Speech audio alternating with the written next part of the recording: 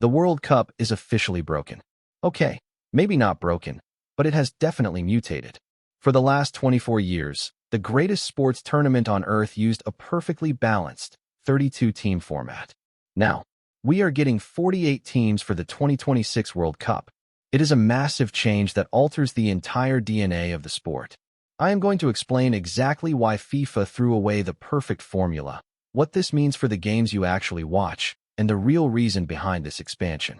Spoiler alert, it is not just because they love more soccer. Stick around, because the math behind this is wild. To understand why 48 teams is such a big deal, you have to understand the magic of 32. 32 is a beautiful number. It divides perfectly. 8 groups of 4. You play 3 games. The top 2 teams move on to a clean 16-team knockout bracket. Every single final group game matters. It is pure, unadulterated drama. It was the gold standard of sports tournaments.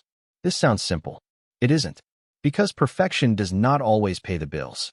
And perfection definitely does not win FIFA elections. Enter Gianni Infantino. Back in 2016, he was running to be the president of FIFA. He needed votes. And the easiest way to get votes from smaller soccer nations is to promise them a seat at the biggest table in the world. You know the type of political maneuvering I am talking about. Africa had 5 guaranteed spots at the World Cup. Asia had 4.5. These are massive continents with hundreds of millions of obsessed fans, and they felt entirely locked out of a tournament heavily tilted toward Europe and South America. Infantino promised to expand the tournament to 48 teams, giving those continents way more guaranteed spots. Shockingly, he won the election. But politics is only half the story.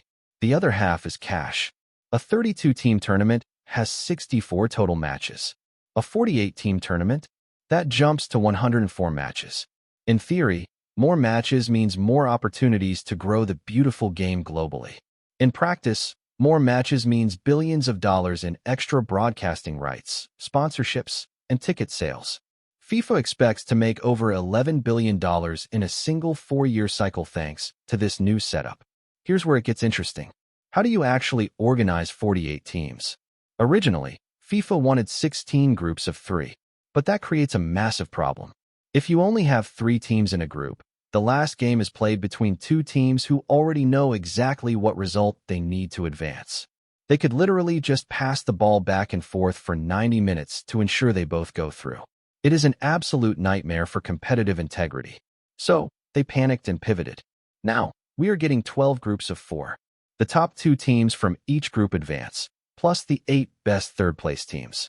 Yes, you can now finish third in your group, win a single game, and still have a shot to win the World Cup.